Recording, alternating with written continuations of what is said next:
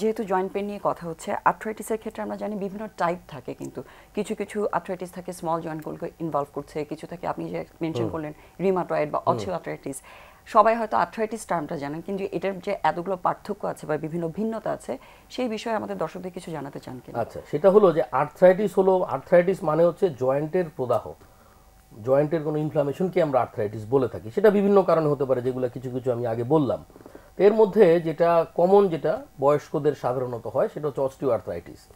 Osteo arthritis হলো আপনার বয়সের সাথে সাথে বোনসের যে কার্টিলেজ কাভারিং থাকে, এই কাভারিংটা যখন ক্ষয় হয়, তখন হাড়ের সাথে একটা জয়েন্ট তৈরি করতে গেলে মিনিমাম দুটো হাড় তৈরি প্রয়োজন হয়। তো এই দু হাড়ের মধ্যে যখন ঘষা খায়, তখন তার একটা ব্যথা হয়। সেটাই হলো কি অস্টিও আর্থ্রাইটিসের ব্যথা। এখন এই অস্টিও আর্থ্রাইটিসকে আমরা মূলত 5টা গ্রেডে ভাগ করে থাকি, 0, 1, 2, 3 এবং 4। এক এক গ্রেড আমাকে পরীক্ষা করে ইনভেস্টিগেশন করে দেখতে হবে যেটা কোন গ্রেডে আছে, সেই গ্রেড অনুযায়ী তাকে আমাদেরকে চিকিৎসা করতে হবে।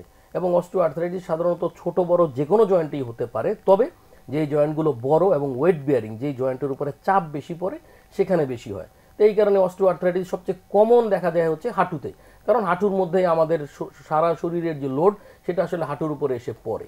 তো 0 এবং 1-এ যদি থাকে, তাহলে ঔষধপত্র এবং এক্সারসাইজ ব্যায়াম করলে পেশেন্ট কিন্তু ভালো থাকে। 2 এবং 3-তে আমরা কিছু ওষুধপত্র দেই, তাতে যদি ভালো না হয়, তাহলে আমরা পিআরপি বলে একটা চিকিৎসা স্টার্ট করেছি সাম্প্রতিককালে সারা পৃথিবীতেই।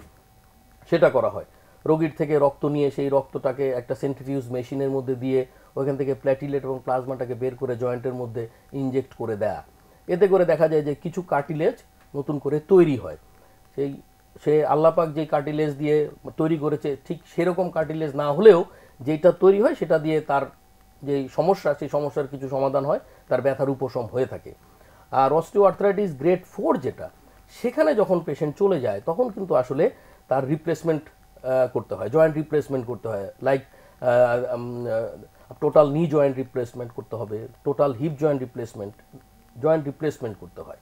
জয়েন্ট রিপ্লেসমেন্ট করলে পেশেন্ট কিন্তু আবার আগের মতো তার ব্যথামুক্তভাবে তার সমস্ত স্বাভাবিক যেই কাজকর্মগুলো আছে, সেগুলো সে করতে পারে।